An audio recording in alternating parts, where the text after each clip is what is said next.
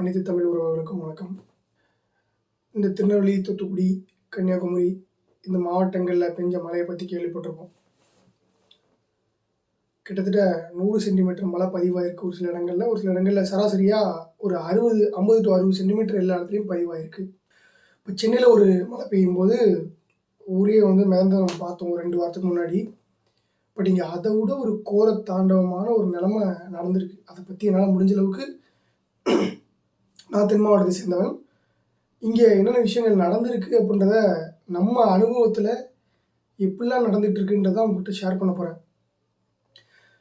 ரொம்ப கவனமாக கேளுங்க, வீடியோ ஸ்கிப் பண்ணாதீங்க, ஃபுல்லாக பாருங்கள். நம்ம சேனலுக்கு தான் முறை வந்திருந்தீங்கன்னா சப்ஸ்கிரைப் பண்ண மறக்காதீங்க. வாங்க வீடியோக்குள்ளே போகலாம். ஸோ முதல்ல திருநெல்வேலியிலேருந்து ஆரம்பிப்போம். மாற்ற சுற்றி நிறைய கிராமங்கள் இருக்குது. இந்த மலையில் ஒரு முதல் நாள் நைட்டு பேஞ்ச மலையில் அடுத்த நாள் காலையில் எழுந்திரிச்சு போனவங்களுக்கு ரொம்ப ஷாக். என்னென்னா அந்த ஆறு அகண்டு ஓடுதான். தாமிரபரணி ஆறு நான் நிறைய வாட்டி ட்ராவல் பண்ணியிருக்கேன். அதுக்கு மேலே அந்த பாலத்தில் அது ரொம்ப கீழே இருக்கும், பாலம் ரொம்ப மேலே இருக்கும். ஆனால் இந்த தடவை பாலமும் ஆறும் ஒன்றா போயிருக்கு. யோசிச்சு பாருங்கள் எவ்வளோ தண்ணின்ட்டு. அது இல்லாமல் அதோடைய அகலத்தை பரப்பளவையும் அதிகப்படுத்திடுச்சு ஆறு ரொம்ப. அந்த ஆற்றை ஒட்டி நிறைய கிராமங்கள், கலெக்டர் ஆஃபீஸ்லாம் அந்த ஆற்றை ஒட்டி தான் இருக்கும். ஆனால் தண்ணி ரொம்ப டிஃப்ரெண்ட், ரொம்ப தூரத்தில் தான் போயிட்டுருக்கும். இப்போ எப்படி போயிருக்குன்னா, ஆறும் ஊரும் ஒன்றா இருக்குதான். தாமிரபரணி ஆறு இந்த கரையும் அந்த கரையும் பார்த்தீங்கன்னா ஒரு ஊர் கூட தெரியலையாம். எல்லாரும் பார்த்தவங்க சொன்னது. நம்ம வீட்டு பக்கத்தில் கொஞ்சம் தூரத்தில் போனால் தாமிரபரணி ஆறு இடத்துல கிராஸ் ஆகுது. அங்கே போகிற இறைச்சலை பார்த்தா நமக்கு காதுக்குள்ள இன்னமும் கேட்குது. அப்படி ஒரு சவுண்டு. நம்ம போனால் ஒரு மாதிரி ஒரு சவுண்டு, தண்ணி அடிச்சுட்டு போகுது. இதில் என்ன கொடுமைன்னா, நிறைய விவசாயம் சார்ந்த இடங்கள் அங்கே இருக்குது.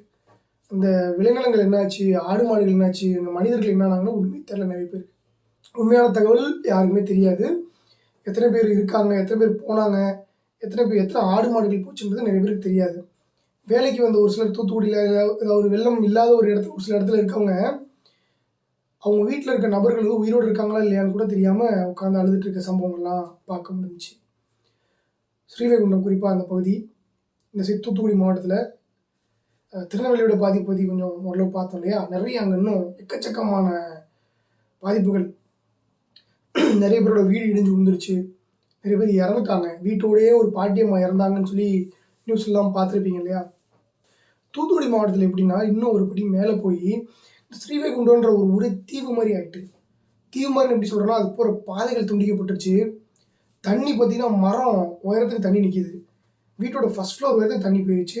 எல்லாம் மாடியில் நின்றுருக்காங்க. சாப்பாட்டுக்கு கெஞ்சுறத ஹெலிகாப்டரில் வரதை நீங்கள் டிவியில் பார்த்துருப்பீங்க. ஹெலிகாப்டர் பார்த்து சாப்பாடு கொடுன்னு சொல்லி குழந்தை கையில் வச்சுட்டு அவங்க கேட்குறதுலாம் உண்மையிலே நம்ம கண்ணில் தண்ணி தான் வர வைக்கிது. அவ்வளோ ஒரு கொடுமையான ஒரு விஷயம். சொன்ன மாதிரி இங்கே வேலை பார்க்குறவங்க நிறைய பேர் அவங்க வீட்டில் இருக்கவங்களாம் அந்த ஸ்ரீவைகுண்டம், அந்த சாத்தான்குளம், காயல்பட்டினம் பகுதியில் இருக்கிறாங்க. விட்டு தூத்துக்குடியிலேருந்து வேலை பார்க்குறாங்க. இங்கே இவங்க மாட்டிட்டாங்க, அவங்க மாட்டிட்டாங்க. அவங்க உயிரோடு இருக்காங்களா இல்லையா அப்படின்றது கூட தெரியாமல் நிறைய பேர் அழுதுட்டு இருக்காங்க. மொபைல் நெட்வொர்க் கிடையாது அந்த ஊரில், எலக்ட்ரிசிட்டி இல்லை, அத்தியாவசிய பொருட்கள் இல்லை. என்ன தான் பண்ணுறாங்க, எப்படி பிழைச்சிருக்காங்கன்னே தெரியல. நிறைய பேர் விவசாயத்தை அதிகமாக சார்ந்திருக்கக்கூடிய பகுதிகள் அதெல்லாம். அங்கேருந்து தான் தூத்துக்குடி மாவட்டத்துக்கு காய்கறிகள் எல்லாம் வருது. இப்போ அங்கேயே அந்த ஊரை அழிஞ்சு போயிடுச்சு அப்படி தான் சொல்லணும் லிட்டலாக. ஏன்னா தண்ணி ஃபுல்லாக நிற்கிது. எத்தனை பேர் இருக்காங்க, எத்தனை பேர் போனாங்கன்னே தெரில. ரோடுகள்லாம் அடிச்சுட்டு போயிருக்கு. இங்கே தூத்துக்குடி நேஷனல் ஹைவேல ஒரு ஊர் இருக்குது. அந்த ஊரில் அந்தோனியார்புரம் ஒரு ஊர், சரிங்களா. அந்த ஊரில் பெரிய ஒரு குளம் இருக்குது. அந்த குளம் உடைச்சதா என்னன்னு தெரில. ரோடே இல்லை, ரோட்டு நடுவில் ஆறு போன மாதிரி இருக்குது. ஒரு நேஷனல் ஹைவே ரோடுக்கு இந்த தடவே இல்லாமல் அரிச்சிருக்கு. இந்த பக்கம் ஒரு ரோடு இருக்குது, இந்த பக்கம் ஒரு ரோடு இருக்குது. நடுவில் துண்டா பெரிய ஆறுனா கிட்டத்தட்ட ஒரு 25-30 அடி இருக்கு மேலே இருக்கும் போல் இருக்குது. அவ்வளோ பெருசு, கூடயே தான் இருக்கும். நான் சொல்கிறத விட ரோடே இல்லை.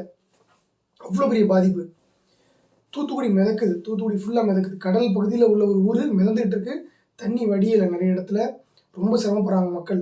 கழிவுநீர் உள்ளே புகுந்து சாப்பாட்டு வழி இல்லாமல், பாலுக்கு வழி இல்லாமல் ரொம்ப மோசமான ஒரு சிரமத்தில் இருக்காங்க.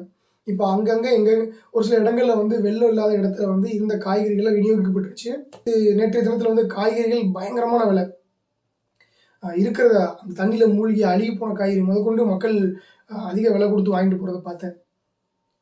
ரொம்ப மோசமான சூழ்நிலை ஃப்ரெண்ட்ஸ். இது சென்னையில் இருந்ததோட பல மடங்கு பாதிப்பு உண்டாக்க போகுது. இதில் எத்தனை பேர் இருக்காங்க இல்லைன்றதே இன்னும் நமக்கு தெரியல. தண்டவாளங்கள் கவிழ்க்கப்பட்டுருச்சு. நிறைய இடத்துல தண்டவாளங்களே இல்லை, தண்ணி நிற்கிது நிறைய இடத்துல. அந்த ஆழ்வார்த்திணறுன்ற ஒரு ஊரில், ஸ்ரீவைகுண்டம் பக்கத்தில் இருந்த ஊரில் வந்து ரயில்வே ஸ்டேஷனில் ரயில் நின்றுருந்துச்சுன்னு கேள்விப்பட்டிருப்பீங்க இல்லையா?